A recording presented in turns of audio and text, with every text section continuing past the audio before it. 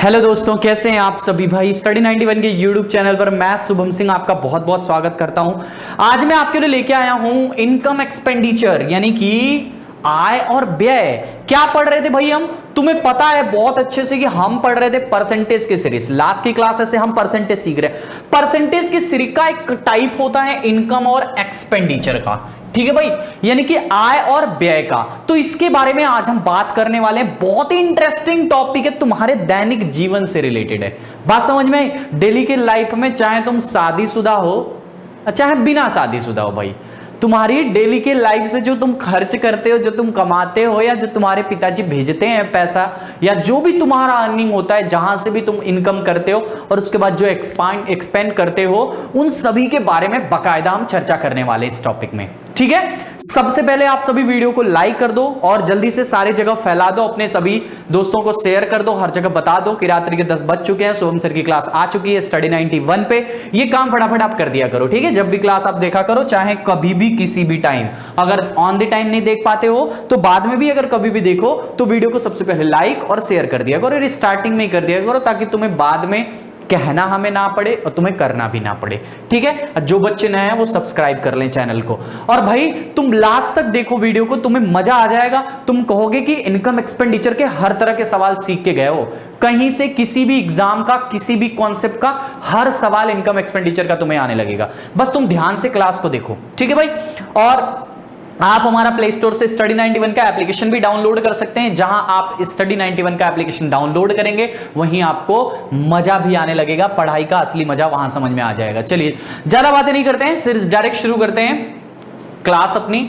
आज का हमारा पहला क्वेश्चन, तुम्हें पता है मैं पहला क्वेश्चन बहुत ही शानदार होता है, जिसमें तुम्हें लगता है कि कुछ नहीं है लेकिन आगे चलने में बड़ा मजा आता है भाई। तो बने रहिए, बस लास्ट तक देखते रहो, बहुत मजा आने वाला है तुम्हें। 15% खर्च कर देता है एक व्यक्ति, अपनी आय का 15% खर्च कर देता है। उसका खर्च रुपए में 75 हो तो उसका आय, पहले तो तुम आय व्यय और खर्च समझ लो, पहले ये होता क्या है मेरे भाई, सवाल को बाद में देखा जाएगा, है ना भाई। पहले समझो आय, जो मैं कह रहा हूं कि आय का मतलब इनकम होता है, ठीक है भाई। आय मतलब इनकम हो जाती है, ठीक है। एक और चीज होती है व्यय, जिसको खर्च भी बोलते हैं। व्यय और खर्च दोनों चीजें सेम ही हैं, इसको इंग्लिश में कहते हैं एक्सपेंडिचर, ठीक है भाई, एक्सपेंडिचर। और तीसरी चीज, एक और बड़ी प्यारी सी चीज होती है जिसको बोलते हैं बचत यानी कि सेविंग। इस चैप्टर में हम इन्हीं 3 बातों पे डिस्कशन करने वाले हैं। इस पूरे चैप्टर में हम इन्हीं 3 बातों पे बात करने वाले हैं, आय पे, व्यय पे और बचत पे, यानी कितना। अब जैसे सवाल कभी भी होता, आय मतलब क्या? आय मतलब इनकम, मतलब जो आप जितना कमाते हो, जितना आपकी अर्निंग है। जैसे मान लो आप 30,000 रुपया महीना कमाते हो तो 30,000 तुम्हारी इनकम हो गई। आप 1 लाख रुपया महीना कमाते हो तो 1 लाख रुपया तुम्हारी इनकम हो गई, आय हो गई। आप 2 लाख रुपया महीना कमाते हो तो वो आपकी आय हो गई, इनकम हो गई। आप जितना भी कमाते हो, आप 50 रुपया दिन भर में कमाते हो तो दिन भर की तुम्हारी 50 रुपए की इनकम है ना भाई। तो हमेशा आय मतलब जो तुम्हारे पास पैसा आता है, जो तुम अर्न करते हो, वो आय हो गया। इसको हम अक्सर क्या करते हैं, परसेंटेज में हमेशा 100% माना जाता है। आय को हमेशा प्रतिशत में 100% माना जाता है। अब व्यय और खर्च की बात करें कि व्यय और खर्च क्या होता है भाई, सुनो ध्यान से। खर्च का मतलब जो तुमने एक्सपांड कर दिया, जो तुमने खर्च कर दिया, मतलब कोई सामान लेने चले गए, तुमने भोजन कर लिया, पैसा खर्च हो गया। तुमने मकान का किराया दे दिया, पैसा खर्च हो गया। तुम मूवी थिएटर देखने चले गए, पैसा खर्च हो गया। तुम किसी को घुमाने लेके चले गए तो पैसा खर्च हो गया, है ना। होता है ना तुम्हारे पेट्रोल का, डीजल का, हर तरह का खर्च, जब कभी जाते हो घुमाने, पार्टी वार्टी का क्या क्या, तो उसका खर्च हो गया। और जहां जहां तुम खर्च करते हो तो वो तुम्हारा खर्च है। अब सपोज करो तुम 100 रुपया कमाते हो और पता चले तुमने भाई कि 70 रुपया खर्च कर दिया है। 100 रुपया मान लो तुम एक दिन का कमाते हो और तुमने उसमें से क्या किया, 70 रुपया खर्च कर दिया। अब बचत क्या हुई? बचत मतलब तुमने कितना बचा लिया, मतलब आय थी 100 रुपया, 70 रुपया तुमने उसमें से निकाल दिया तो कितनी बचत हुई, 30 रुपया। मतलब कॉन्सेप्ट क्या निकल के आया, तो कॉन्सेप्ट ये बनता है आय माइनस व्यय बराबर में बचत होती है। यही हमारा कॉन्सेप्ट है, इनकम माइनस एक्सपेंडिचर बराबर में सेविंग। इनकम माइनस एक्सपेंडिचर बराबर में सेविंग, यही आपका कॉन्सेप्ट है। अब समझ लो भाई, ध्यान से तुम बात को समझ लो और सीख लो। आय माइनस व्यय बराबर बचत होता है। तुम तीनों चीजों को बहुत अच्छे से समझ चुके हो। अब चलते हैं हम सवाल की तरफ, है ना भाई। अब एक चीज याद रखना, जो व्यय होगा वो हमेशा तुम्हारे इनकम से कम होगा क्वेश्चंस में। हाँ, तुम्हारी जिंदगी में क्या होता है कि जब कोई ऐसा कुछ हो जाता है तो तुम्हारा खर्च ज्यादा होने लगता है जितना तुम अर्न करते हो। अक्सर बहुत सारे लोगों के लाइफ में ऐसा होता है, लेकिन हमेशा सवालों में व्यय जो होगा वो आपकी इनकम से कम ही होगा। बात समझ में आ रही ना। चलो अब देखते हैं इस सवाल में क्या लिखा है। एक व्यक्ति अपनी आय का 15% खर्च कर देता है। मैंने कहा कि आपको आय मतलब इनकम, इनकम को आपको मानना है 100%, तो तुमने मान रखा 100%। अब उसने खर्च कर दिया। कितना खर्च कर दिया भाई? तो कह रहा है कि उसने 15% खर्च कर दिया। 15% खर्च कर दिया। सवाल में कुछ है नहीं, थोड़ा भी जान नहीं है, लेकिन एसएससी 2019 का जो एग्जाम है उसमें यह सवाल आया हुआ है, इसीलिए मैंने आपको करा दिया। टियर 1 में आया था। ठीक है भाई। अब बताओ 15% खर्च कर देता है। अच्छा बताओ, उसका खर्च दे रखा है 75 रुपया, यानी इसी 15% का मान भाई 75 रुपया दे रखा है। बताओ 15 पचे 75, 1% का मतलब 5 आ गया। आपसे पूछा है आय, आय को 100% तुमने मान रखा है, यानी कि 100% का मतलब कितना आ जाएगा भाई? 500 रुपया। तो ये तुम्हारा आंसर हो गया। पहले सवाल में कुछ था ही नहीं, बिना भी जान के, बस कॉन्सेप्ट समझने के लिए सवाल था तुम्हारे लिए। अब अगले सवाल की तरफ चलते हैं। इसमें कुछ था नहीं, तुम इसको समझ गए हो। अगला सवाल देखो, एक बहुत ही प्यारा सा सवाल है। क्या लिखा हुआ है देखो, आय व्यय में दो तरह के सवाल बनते हैं। एक जो होता है जो आउट ऑफ रिमेनिंग बात किया जाता है, और एक जो होता है जैसे क्या होता है कि आप जैसे 100 रुपया कमाते हो, 10 रुपया आपने पेन पे खर्च कर दिया, अब आपके पास 90 रुपया बचा। ठीक है, 10 रुपया खर्च कर दिया तो 90 रुपया बचा। अब उस 90 का 20% खर्च कर दिया। 90 का मतलब शेष का, आउट ऑफ रिमेनिंग मतलब जो बचता है। एक तो उस टाइप का सवाल बनता है, और एक ऐसा बनता है जो टोटल इनकम में से दिया रहता है। बात समझ में? दो ही पैटर्न पे सवाल बनते हैं। एक जो होता है शेष का शब्द लिख के यूज किया जाता है, शेष का लिखा रहता है, आउट ऑफ रिमेनिंग लिखा रहता है। और एक क्वेश्चन जो होता है वो लिखा जाता है संपूर्ण आय में से, कुल इनकम में से, टोटल इनकम में से ही सारे एक्सपांड निकल के आते हैं। अब इस सवाल की बात करें तो क्या लिखा है, जरा सवाल को देखते हैं। अभी मैं आपको उस बार दोनों तरह के सवाल बताने वाला हूं। एक व्यक्ति अपनी आय का 20% भोजन पर, 10% मकान के किराए पर, 15% बच्चों की शिक्षा पर खर्च कर देता है। भाई यहां पे खर्च लिखा हुआ है किसी का, देख लो जरा कैसे, क्या लिखा हुआ है। आपसे मैं कह रहा हूं कि आपने मान लिया कि उसकी आय जो है वो 100% है। हमेशा आप कोशिश करना कि टेबल चार्ट बना के करोगे इस सवाल को, तो कभी भी गलत नहीं होगा। ठीक है भाई, तुमने मान लिया कि 100% उसकी इनकम है। अब कह रहा है कि 20% उसने भोजन पे खर्च कर दिया, यानी कि फूड पर उसने कुछ खर्च किया है। फूड पर कितना खर्च किया भाई? 20%। ठीक है, 20% खर्च कर दिया। 10% मकान के किराए पर खर्च कर दिया, मतलब हाउस रेंट, हाउस रेंट पर उसने 10% खर्च कर दिया। उसके बाद कहां खर्च किया भाई? बच्चों की शिक्षा पर, एजुकेशन, एजुकेशन पर उसने कितना खर्च किया? 15% खर्च कर दिया। उसके बाद इतना उसका खर्चा है। अच्छा बताओ, 100 रुपया कमाता है, और ये जो जितने भी खर्चे हैं ना, शेष का नहीं लिखा है, सब कुछ टोटल में से हो रहा है मेरे भाई। कहां से हो रहा है? टोटल में से ही हो रहा है। तो मतलब 100 में से ही 20 यहां खर्च किया है, 100 में से ही, ये फूड है सॉरी, 100 में से ही रेंट पे खर्च किया है, और 100 में से ही एजुकेशन पे खर्च किया है। मतलब मेरे भाई 20 यहां खर्च किया, 10 यहां खर्च किया, 15 यहां खर्च किया, टोटल कितना खर्च किया? 20 10 30 15 45, उसने 45% खर्च कर दिया। मतलब उसकी मैं आपसे कहूं कि सेविंग कितनी की हो गई, बचत कितने की हो गई। अब बताओ, यहां से देखो 100 था, 100 में से उसने 20 10 30 और 15 45 तो खर्च कर दिया ना। इन तीनों को जोड़ देंगे तो 45 आएगा। उसने 45 खर्च कर दिया। मैंने आपको क्या बताया था? आय में से अगर खर्च को निकाल दोगे तो सेविंग आ जाएगी। माने 100 में से अगर हमने 45 निकाल दिया तो कितना बचा भाई? 100 में से 45 निकाल दिया, 55%, मतलब वो जो उसकी सेविंग है वो 55% आ गई। यहां पे तुमने सेविंग निकाल लिया। ठीक है भाई। अब सवाल में लिखा है इसके बावजूद वह 22,000 रुपए की बचत करता है, मतलब जो उसकी सेविंग है वो ही दे रखा है, बचत ही दे रखा है, यानी इसी 55% का मतलब कितना दे रखा है, 22,000 दे रखा है। यानी 55 काट देगा इसको 400 बार में, 400 बार में काट दिया तो 100% आपसे व्यक्ति की कुल आय पूछा है, आय मतलब 100% का मतलब, तो 400 पहले से था, 2 जीरो और लगा देंगे, यानी 40,000 रुपए उसकी कुल सेविंग है, उसकी कुल आय है, यही आपसे पूछा था और आपने निकाल लिया। बहुत ही आसान सा सवाल है, कुछ नहीं करना, 100 में से तीनों को जोड़ दो, 20, 10, 30, 15, 45, 100 में से 45 जोड़ दो, मतलब 100 में से आप 45 को निकाल दो, 55% की सेविंग है और वही 55% की सेविंग 22,000 के बराबर है, तो 100% का मान कितना होगा, यही आपसे पूछा था। सवाल में कुछ नहीं, यह सवाल का टाइप नंबर 1 था जिसमें शेष का शब्द नहीं यूज किया जाता है। अगले सवाल में देखो, मोहनलाल नाम के एक व्यक्ति है, बड़ा प्यारा सा नाम है मोहनलाल, है ना भाई। अपने मासिक आय का 12% बच्चों की शिक्षा पर, 18% कपड़ों पर, 38% भोजन पर, 17% मनोरंजन पर खर्च करने के बाद 1350 रुपया बैंक में जमा कर दिया। बड़े चालाक है, इतने सब कुछ खर्च करने के बाद भी पैसा बचा लिए भाई मोहनलाल जी। तो वो भोजन पर, कपड़ा से कितना रुपया अधिक खर्च किया। देखो चार्ट आप बनाओगे बहुत आसान हो जाएगा सवाल। देखो 100% है भाई, सारे खर्चे देख लो। पहला तो मासिक आय का 12% शिक्षा पर, तो ये रही शिक्षा, शिक्षा पर कितना है 12%, ठीक है भाई।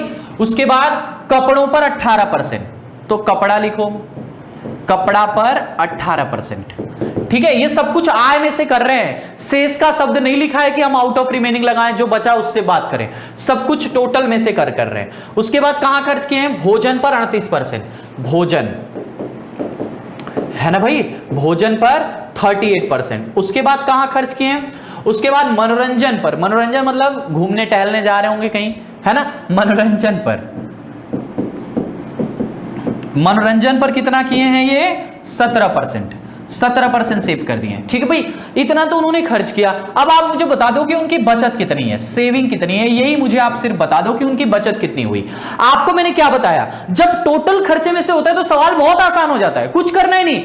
टोटल उनकी आय 100% है, 100 में से सबको जोड़ के घटा दो, उनकी बचत आ जाएगी। देखो भाई 12 और यहां से 38, 50, 62 और 62 और 17, सॉरी ये देखो कितना हो गया, 12, 38, 50, 17 और ये 35 हो गया, 50 और 35 मिला के 85, मतलब आपने इन सबको जोड़ दिया तो 85 आया। कितना आया भाई 85। 100 में से अगर 85 उन्होंने खर्च कर दिया है तो कितना की सेविंग किया है, तो तुम कहोगे सर 15% की सेविंग किया है। ये समझ में आया कहां से आया, यही इंपॉर्टेंट है आपके लिए, बचत सेविंग आपकी कहां से आई भाई। 100 रुपया पूरा कमाते थे, ये पूरा आपने जोड़ लिया तो 85 रुपया, इसका मतलब 85% उन्होंने खर्च कर दिया। 100% में से 85% निकाल दोगे तो 15% आ जाएगा, और इसी 15% का मान सवाल में दे रखा है कि 1350 रुपए खर्च करते हैं, तो 1% का मान कितना हो जाएगा भाई 15, 9, 135, 90, 1% का मान 90। अब आपसे कुल इनकम नहीं पूछा है कि 100% निकाल दिया फटाक से, कुल इनकम नहीं पूछा है। सवाल बहुत ही प्यारा सा बन गया यहां से, वे भोजन पर कपड़ा से कितना रुपया अधिक खर्च करते हैं। भोजन पर कपड़ा से, देखो भोजन पर 38 खर्च किया है, कपड़ा पे 18 खर्च किया है। भाई कपड़ा से भोजन पर कितना रुपया अधिक है, अच्छा जरा परसेंट में बताओ कितना अधिक है। 18 कपड़ा पे खर्च किया है और 38 भोजन पर खर्च किया है, मतलब 18 से 38 कितना एक्स्ट्रा खर्च किया है, तो आपको हो गया 20%। इसी 20% का मान निकालना है, 1% का मान 90 है, तो 20% का मान 20 गुणे 90, 9 दूनी के 18, मतलब उन्होंने 1800 रुपया एक्स्ट्रा खर्च किया है, तो ये इसका आंसर आ गया 1800 रुपया। शानदार सा आंसर, बात समझ में। आप ये भी कर सकते हो, कपड़ा वाला निकालो, भोजन वाला निकालो, फिर दोनों को सब्ट्रैक्ट कर दो, लेकिन उतना बड़ा करने की जरूरत क्या है मेरे भाई, आप डायरेक्ट ही कर सकते हो। चलो अगले सवाल की चलते हैं। ये भी सवाल में कुछ नहीं था, बहुत ही आसान सा सवाल था। ये सवाल देख लो जरा, बड़ा प्यारा सा है। मोहनलाल, ये तो तुमने कर लिया ना भाई, अगला देखिए ये वाला, हाँ ये देखिए, हाँ ये चमनलाल वाला रह गया था ना, चमनलाल वाला देख लेते हैं। मोहनलाल का हो गया है, चमनलाल का देख लेते हैं भाई। चमनलाल अपनी मासिक आय का 20% भोजन पर, 30% वस्त्र पर और 15% मनोरंजन पर खर्च करते हैं, ठीक है। खर्च करने के बाद 700 रुपए बचा भी लेते हैं उनकी मासिक आय। देखो इसको डायरेक्ट करेंगे भाई, इतना टाइम हम नहीं लगाएंगे। 100 रुपया उनका है, 20 यहां खर्च किया, 30 यहां खर्च किया, 20 30 50, 15 और खर्च कर दिया, 50 और 15 65 खर्च कर दिया। यानी कितना बचाया? 100 में से 65 खर्च कर दिया तो 35% बचाया। और इसी 35% का मान दिखा है कि 700 रुपए बचाया है। 1% का मतलब कितना आ गया मेरे भाई? 200 रुपया। आपसे पूछा है आय कितनी? 100% का मतलब 200 के बाद 2 जीरो और लगा दो, ये आपका आंसर बन गया 20,000। एक और जीरो लगेगा, ये इसका आंसर हो गया। 35 दूनी के 70, सॉरी ये 20 आएगा ना, 35 दूनी के 70, 20 मतलब एक ही जीरो। सही है, ऑप्शन सही है। ठीक है भाई, ये वाला इसका आंसर आ गया। बात समझ में आ रही है? अगले सवाल की तरफ चलते हैं। कुछ नहीं रखा था उस सवाल में भी। अगला सवाल देखो क्या लिखा है। शीला अपनी प्रतिमाह आय का 20% घर खर्च पर खर्च करती है। उसके बाद एक बड़ी इंपॉर्टेंट लाइन लिखी है, शेष आय का। बहुत ही इंपॉर्टेंट लाइन है ये, शेष आय का बहुत इंपॉर्टेंट लाइन है आपके लिए। क्या लिखा है भाई कि शेष आय का 15% किताबों पर खर्च करती है ना? कहां पे? किताबों पर खर्च करती है। ठीक है, उसके बाद शेष आय का 30% कपड़ों पर खर्च करती है और शेष धन से बचत करती है। मतलब इस सवाल में 2 बार लिखा है शेष आय का। यहां पे देखिए, शेष आय का 15% किताबों पर खर्च करती है, शेष आय का 30% कपड़े पर खर्च करती है, शेष धन का पता चलता है। बाद में शीला को पता चलता है कि उसने इतने रुपए की बचत की है, तो शीला की प्रतिमाह आय क्या है। यह सवाल आउट ऑफ रिमेनिंग वाला। मैंने आपको कहा था कि सवाल 2 तरह के बनते हैं, एक तो आउट ऑफ रिमेनिंग जैसे वर्ड का यूज करके। तो ये सवाल में जो अंग्रेजी, अगर सवाल आप अंग्रेजी में सवाल को देखोगे तो इस सवाल में आउट ऑफ रिमेनिंग होना चाहिए था अंग्रेजी में देखोगे तो। और हिंदी में देखोगे तो एक वर्ड बड़ा प्यारा सा होता है, शेष इनकम का, है ना भाई? शेष का या शेष इनकम का, ये लिखा हुआ होता है। चलो अब सवाल को लगाने की तरफ चलते हैं, है ना भाई? क्या करते हैं, सवाल को लगा लेते हैं कि कैसे लगेगा। जरा देखो ध्यान से। यहां से मैंने आपको क्या बताया, आय को हमने मान लिया 100%। आय हमने कितना मान लिया? 100%। अब इस 100% में से आप खर्चे जोड़ते रहो। इन्होंने पहले तो 20% घर खर्च किया, 20% है ना भाई घर खर्च। घर खर्च, अच्छा बताओ 100 में से 20 निकल गया तो कितना बचा? 80%। 80% अभी भी बचा हुआ है ना? 80% अभी भी बचा हुआ। यहां पे लिखा हुआ है शेष आय का, मतलब शेष कितना बचा? शेष आय कितनी बची है? 80%। अब इस 80 का चलेगा मेरे भाई, 80 का चलेगा। 80 का 15% किताबों पर खर्च करती है। 80 का 15% किताबों पर। किताबों पर किसका? 80 का। तो 80 का 15% निकालेंगे, 80 गुणे 15 बटे में 100, ये निकाल लेंगे 80 का 15 बटे 100। तो ये 3 बार में, ये 20 बार में, और 20 से काट दिया 4 बार में, तो 4 दिए 12%। 12% इन्होंने किताबों पर खर्च कर दिया। 80 में से इन्होंने 12% किताबों पर खर्च कर दिया। अब बताओ मेरे भाई कि 80 में से अगर 12 निकल गया तो कितना बचा? 68%। 68% अभी भी इनके पास बचा हुआ है। बात समझ में आ रही है? 68% पहले इनके पास कितना बचा हुआ था? 80% बचा हुआ था। 80% में से इन्होंने 15% किताबों पर खर्च किया, तो शेष आय का खर्च किया, तो 80 का 15% उन्होंने निकाला, यानी इन्होंने 12% किताबों पर खर्च कर दिया। यानी अब इनके पास कितना बचा हुआ है? 68% बचा हुआ है। आगे कहा है कि शेष आय का 30% कपड़ों पर खर्च करता है। अब मेरे भाई शेष आय का 30% कपड़ों पर खर्च करता है, मतलब इस 68 में से कुछ कपड़ा पे खर्च किया है। कपड़ा पर कितना? 30%। किसका? 68 का। तो 68 गुणे 30 बटे में 100 कर देंगे, 0 से 0 कट गया। 8 3 के 24 को 4 और 8 6 3 18 20, यानी 20.4%। इन्होंने 20.4 कपड़ा पे खर्च कर दिया। कितना? 20.4% इन्होंने कपड़ा पे खर्च कर दिया। अब बताओ 68 में से अगर 20.4 तुम निकाल लेते हो तो कितना बचेगा? 68 में से 20 निकल गया, 48.4 इधर गया, मतलब 47.6% अभी भी इनके पास बचा हुआ है। ये उनकी फाइनल सेविंग है। ठीक है भाई, ये उनकी क्या है? फाइनल सेविंग है, यानी 47.6% अभी भी इनके पास बचा हुआ है। इसी 47.6% का मान यहां पे देखो, 47.6% का मान कितना दे रखा है? 9520 यहां पे लिखा हुआ है ना, उसने इतने रुपए की बचत की है ना भाई? यानी 47 में 47.6% का मतलब 9520। अब 47 दूनी के 94, 6 दूनी के 12, मतलब ये इसको 20 बार में काटेगा, तो 1% का मतलब आ गया 20। ठीक है भाई, 20 बार में 47 दूनी के 20 नहीं 200 बार में, है ना भाई, 200 बार में काटेगा, सॉरी 200 बार में काटेगा। तो 1% का मतलब 200 आ गया, तो 100% का मतलब टोटल आय पूछा है, उनकी आय कितनी है, 100% का मतलब कितना आ जाएगा, 2 जीरो और लग जाएगा, यानी 20,000 रुपए उनकी टोटल आय आएगी। ऑप्शन नंबर सी वाला ये इसका आंसर हो जाएगा। सवाल में कुछ नहीं रखा होता है भाई, बस तुम्हें दिमाग से लगाना होता है। अब मैं इतना लिख लिख के समझा रहा हूं तो तुम्हें टाइम लग रहा है, जब आप खुद से लगाओगे तो थोड़ा भी टाइम नहीं लगेगा आपको।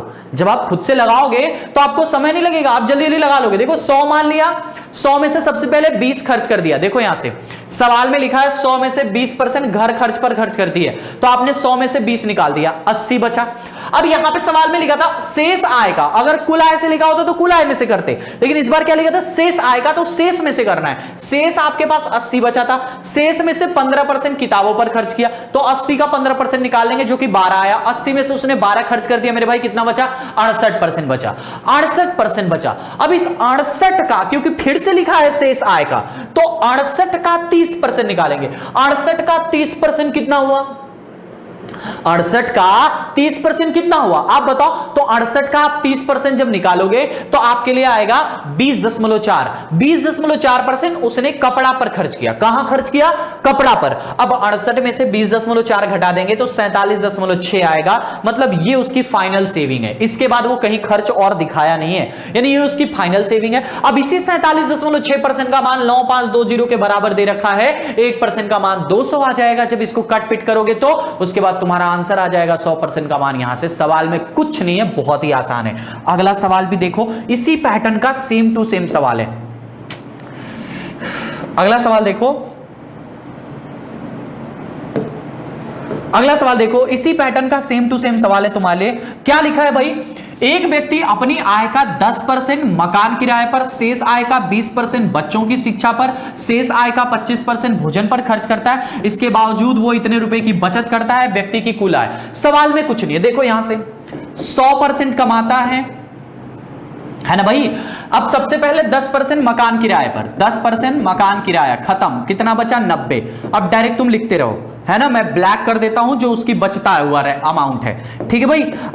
अब देखो इस 90 में से क्या कहा है, शेष आय का 20% शिक्षा पर, तो 90 का 20 निकालेंगे, तो 90 का 20 या फिर आप 1/5 भी कर सकते हो, तो 20 कट गया, है ना भाई, 9 दूनी के 18%। 18% इसने और खर्च कर दिया, 90 में से 18 निकाल दो, 72% बचा। यानी अभी भी ये इसकी क्या है, सेविंग है, मतलब अभी इसके पास 72% रुपया बचा हुआ है। अब इस 72 में से खर्च करेगा, 72 में से कितना खर्च किया है, देखो ध्यान से, 72 में से कह रहा है 25% खर्च किया। 25% का मतलब 1/4 होता है, तो 72 का 1/4, 72 का 1/4 कितना आ गया, 18 चौक 72, 18% इसने और खर्च कर दिया। अब बताओ 72 में से अगर 18 खर्च कर दिया है तो अब कितना बचा, 54%।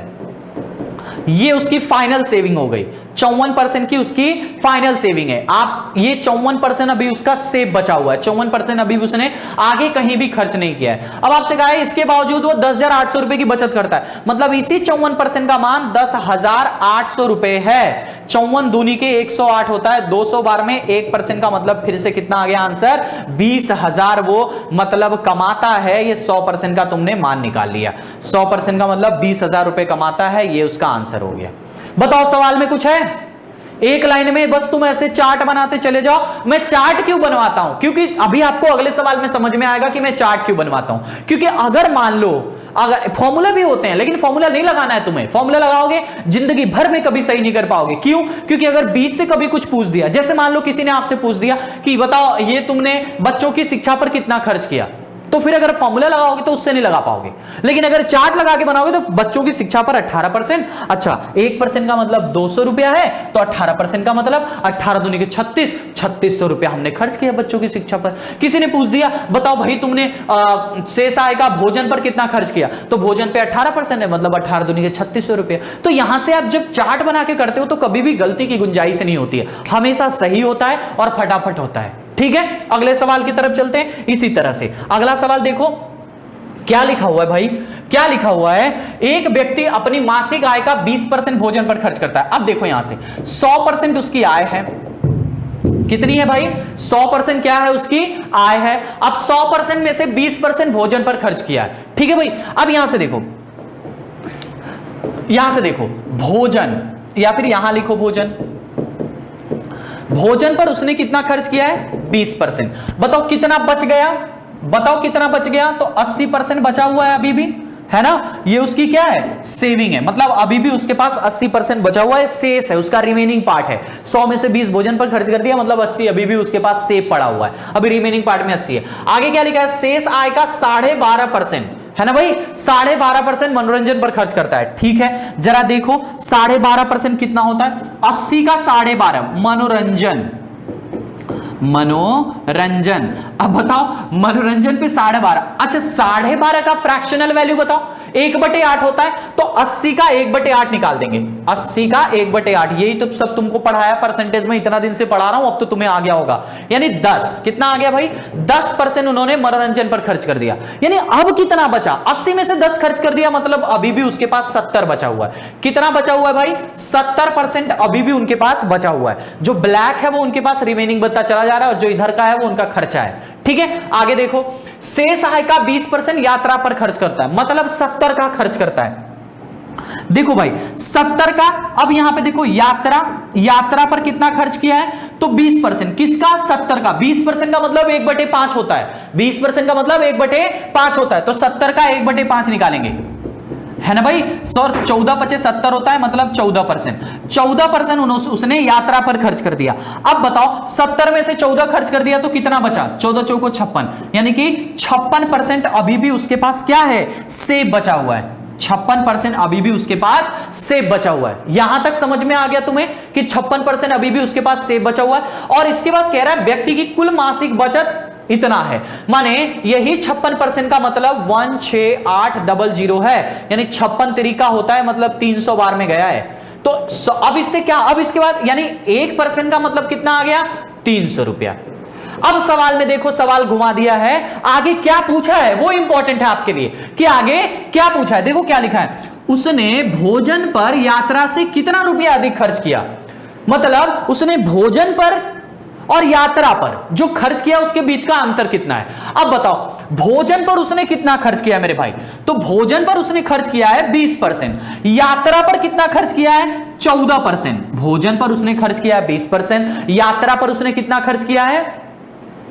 हाँ ठीक है ना, यात्रा पर उसने कितना खर्च किया है मेरे भाई? तो 14%। आपसे कह रहा है कितना अधिक खर्च किया है, मतलब यहां से ये देखो आपको बताना है कि यात्रा से जो भोजन पर खर्च है वो कितना अधिक है। आपको यही बताना है कि जो यात्रा से भोजन पर खर्च है वो कितना अधिक है। आप बताओ, यहां 20 है, यहां 14 है, यानी कितना है? 6% है। कितना है मेरे भाई?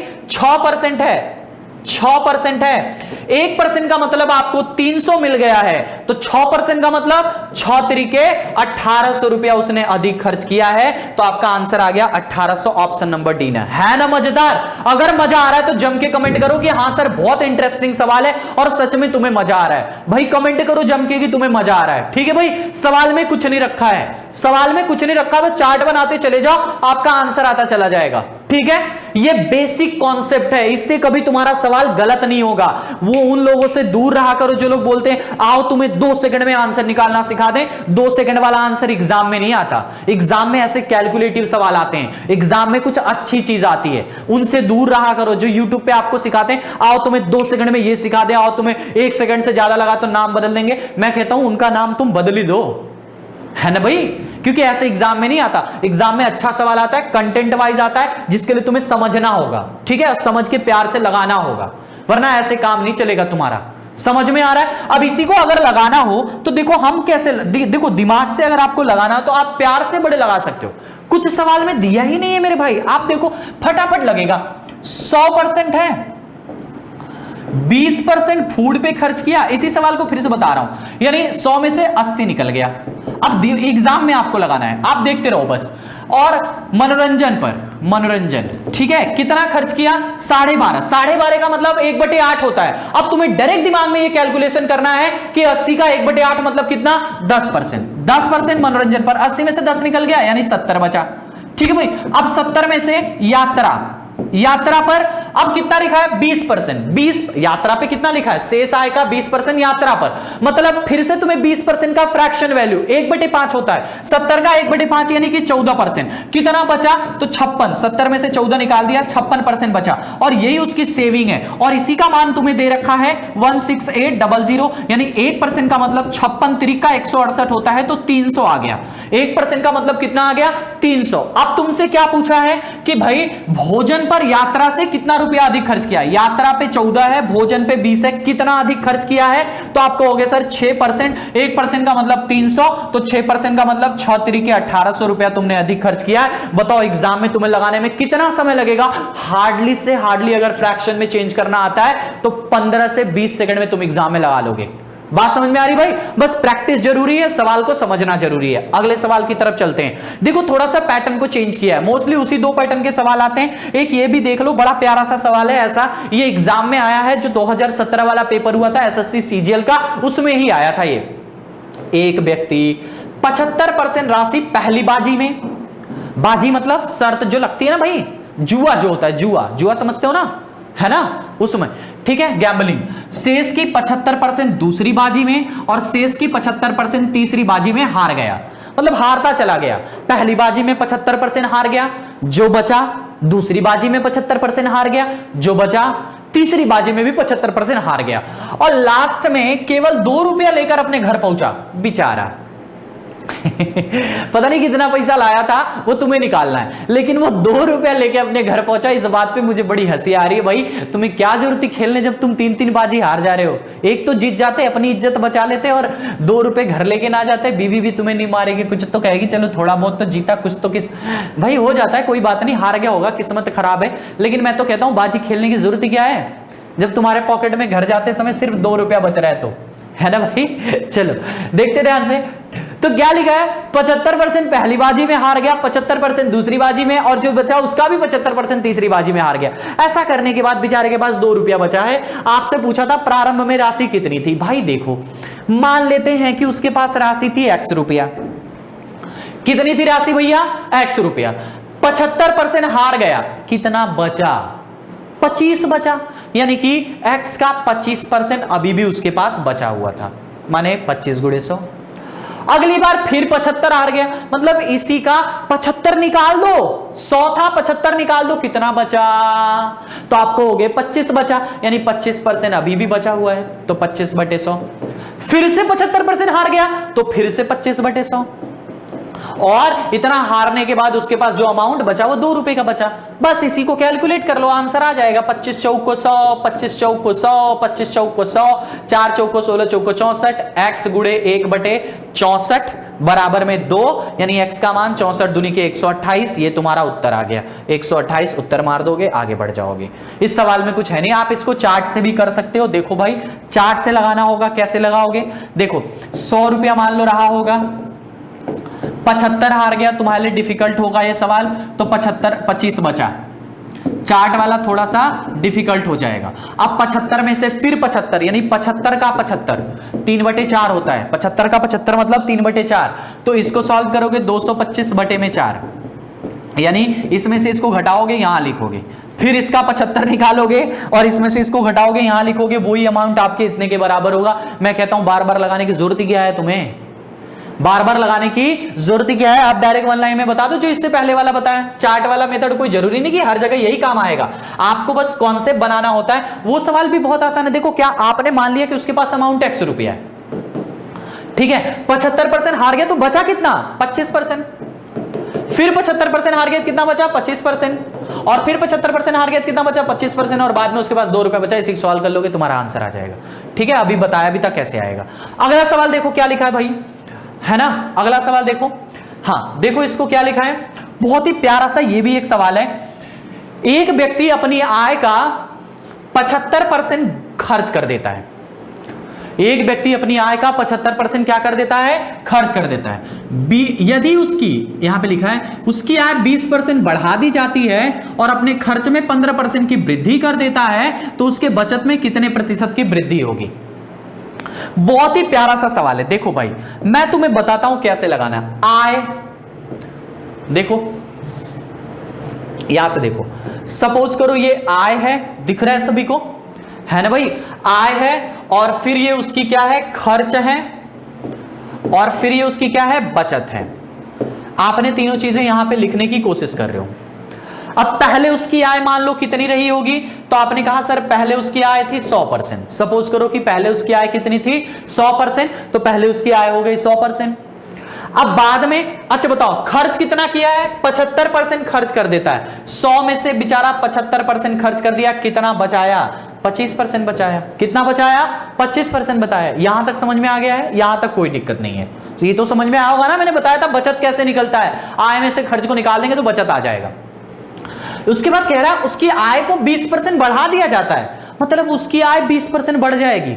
अब 100 ना हो करके 100 को 20% बढ़ाओगे तो 120% हो गई, मतलब अब उसकी आय 120% हो गई है।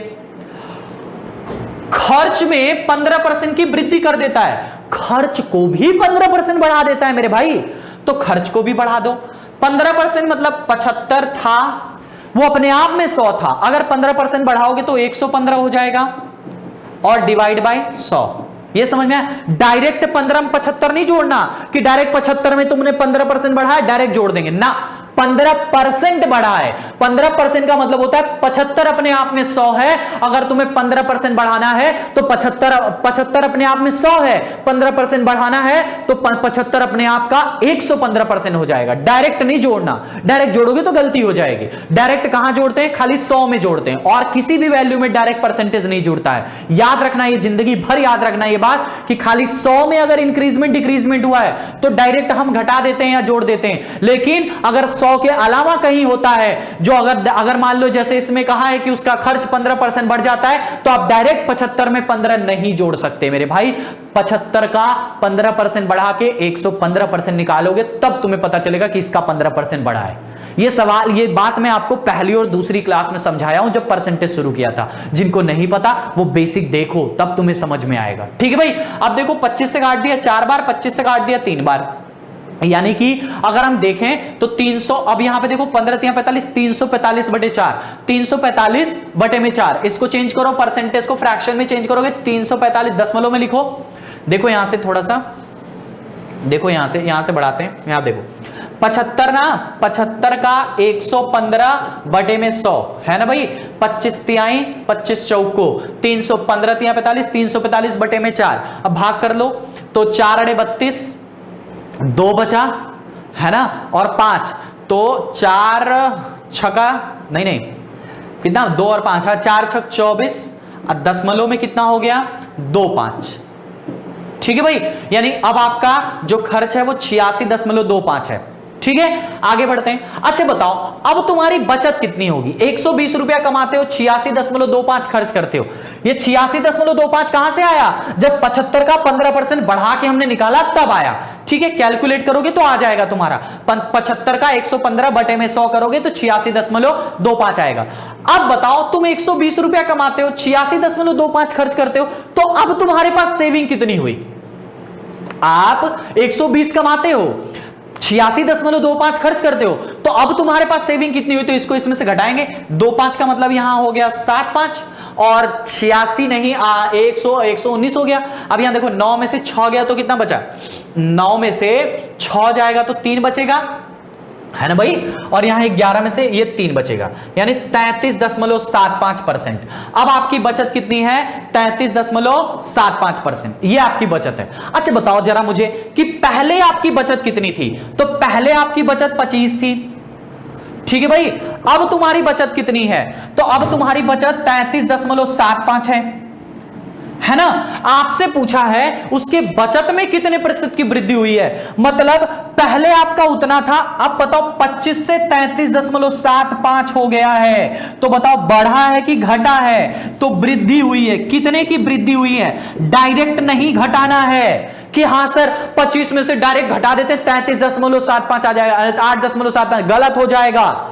कितने की वृद्धि हुई है आप बताओ, 25 से 33 जाने तक 8.75 की वृद्धि हुई है। किससे? तो 25 से।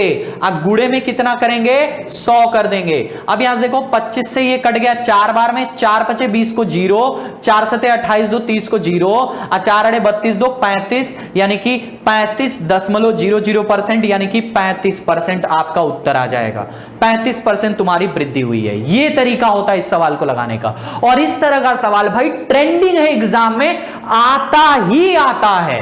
बात समझ में आई? अगर आप सारे पेपर को उठा के देखो 2019 सीजीएल या सीजीओ या किसी सीएचएस किसी भी एग्जाम को उठा के देखो, अगर आप सारे दिनों के पेपर मिला के देखोगे तो इस तरह के ना जाने कितने सारे सवाल आपको एक ही ईयर के एग्जाम में मिल जाएंगे। इस तरह का सवाल तुम्हारे एग्जाम में आता ही आता है। इंपॉर्टेंट है ये सवाल बहुत ज्यादा। ठीक है, फिर से बता रहा हूं क्या करना है, कॉन्सेप्ट समझो। 100% आय है, 20% बढ़ा दिया 120 हो गए। 75 खर्च, क्योंकि वहां पे लिखा हुआ है 75 को 15% बढ़ाया गया बाद में खर्च को। अगर तुम 75 को 15% बढ़ाओगे तो 86.25 आएगा। 75 का निकालेंगे 115%, ये आ गया।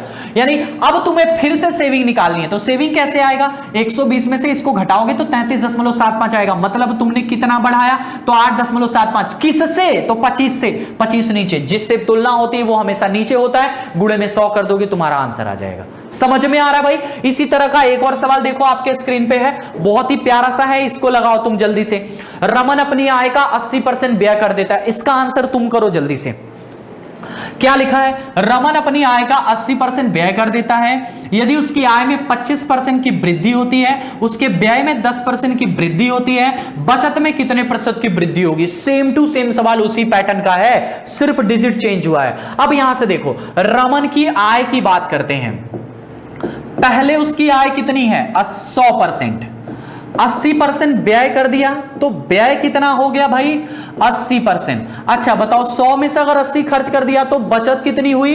तो बचत आपकी हुई 20%। यहां तक किसी को कोई डाउट नहीं होना चाहिए। मुझे ऐसा लगता है कि यहां तक तुम्हें समझ में आ रहा है। ठीक है भाई, आगे देखो। अब पहले तुमने क्या कहा है? उसकी आय 25% बढ़ जाती है। आय को 25% बढ़ाओगे तो कितना हो जाएगा मेरे भाई? 125%। ये समझ में आ गया तुम्हें? एकदम आसान है। अब कह रहा है उसके व्यय में 10% की वृद्धि कर देना है, यानी इसको भी 10% बढ़ाना है। 10% का मतलब कितना होता है? 1/10। 80 का 1/10 निकालेंगे तो 8 निकल के आएगा। मतलब ये 8 और बढ़ जाएगा। तो 80 से 8 बढ़ा तो 88%। मतलब पहले तुम्हारी व्यय 80 थी और बाद में तुम्हारी व्यय 88 होगी। अब बहुत सारे लोगों को कंफ्यूजन होगा कि सर व्यय 10% बढ़ रही है तो 80 में 10 जोड़ेंगे तो 90 आएगा, आप 88 क्यों लिखे हो? यही तो तब से समझा रहा हूं आपको कि 80 में डायरेक्ट 10 नहीं जुड़ेगा। क्यों नहीं जुड़ेगा? क्योंकि 80 अपने आप का 100 है। अगर आपको 10% बढ़ाना है तो आपको 80 का 110% निकालना होगा, तब जाके आप उसका 10% बढ़ा पाओगे। या फिर 80 का 10% निकालो और फिर उसमें जोड़ दो। तो 80 का जब 10% निकालोगे, 80 का 10% जब निकालोगे तो 8 आएगा। 80 में 8 जोड़ोगे तो 88 आ जाएगा। तो ये अब 88 हो गया। अब बताओ तुम्हारी बचत अब कितनी हुई? भाई 125 रुपया कमाते हो, 88 खर्च कर दिया, कितना बचाया? 25 और 12 मतलब 37% अब की तुम्हारी बचत है। बात समझ में आई ना? कैसे आया 37%? तो आप देखो 125 में से 88 घटा दिया तो 37% आ गया। अब बताओ यहां से पहले तुम्हारी इनकम कितनी थी? तो पहले तुम्हारी सेविंग थी 20 की, अब तुम्हारी सेविंग कितनी हो गई है? 37 की। यानी तुम्हारा बढ़ा है कि घटा है? तो आप कहोगे सर बढ़ा है। कितना बढ़ा है? 20 से 37 जाने में 17 बढ़ा है। किससे? तो भाई तुम कहोगे 20 से, 20 नीचे गुणे में 100, यानी 20 से 5 बार में और 17 पचे 85% की इंक्रीजमेंट हुई है। किसमें? ये वृद्धि है। किसमें वृद्धि है? तो आप कहोगे सर उसकी बचत में वृद्धि है। तो ये इसका आंसर आ जाएगा 85% की वृद्धि है। समझ में आ गया भाई? ऐसे ही प्रतिशत में आते हैं आय व्यय के सवाल। पूरे 10 सवाल हैं यहां पे। आप 10 सवाल को अगर लगा लोगे ना तो तुम्हें उसके अलावा कहीं और जाने की जरूरत नहीं, कुछ और इनकम एक्सपेंडिचर में पढ़ने की जरूरत नहीं, प्रतिशत से, कॉन्सेप्ट से। समझ में आ रहा है? मैं होप करता हूं कि आज की क्लास आपको पसंद आई होगी। ठीक है, अगर पसंद आई है, तुम्हें क्लास अच्छा लगा है तो भाई लाइक कर देना, शेयर कर देना। कोई डाउट होगा तो कमेंट सेक्शन में पूछ लेना। अगर वहां भी क्लियर नहीं हो पाता है तुम्हारा डाउट तो तुम हमें टेलीग्राम करके भी पूछ सकते हो। कहां पे? शुभम सिंह मैथ सर्च करोगे, मेरा नाम आपको दिख जाएगा टेलीग्राम पे, शुभम सिंह मैथ्स। ये टेलीग्राम पे अगर आप सर्च करते हैं तो आप मुझे अपने डाउट भी भेज सकते हैं। मैथ्स के जो भी परसेंटेज के डाउट हैं, टेलीग्राम पे आप डिस्कशन ग्रुप में जाके अपने डाउट हमें आप भेज सकते हैं, शुभम सिंह मैथ्स टेलीग्राम पे सर्च करके। समझ में आ रहा है? और अगर कोई सवाल में डाउट होगा, किसी भी सवाल में, तो कमेंट सेक्शन में कमेंट जरूर करना। और अगर अच्छा लगा है तो पूरा कमेंट सेक्शन भर देना कि हाँ सर बहुत मजा आया, सीख के असली में तुम्हें मजा आया है। और जो लोग भी नए हैं चैनल पे, वो प्लीज चैनल को सब्सक्राइब कर लें। डेली रात को 10 बजे क्लास चलती है मैथ की, और भी सारे सब्जेक्ट यहां पे आपको मिलते हैं। स्टडी 91 बेस्ट लर्निंग प्लेटफॉर्म है और यहां पे पैसा आपसे नहीं लिया जाता है। ठीक है भाई, मैं होप करता हूं कि आपको आज की क्लास एकदम शानदार लगी होगी।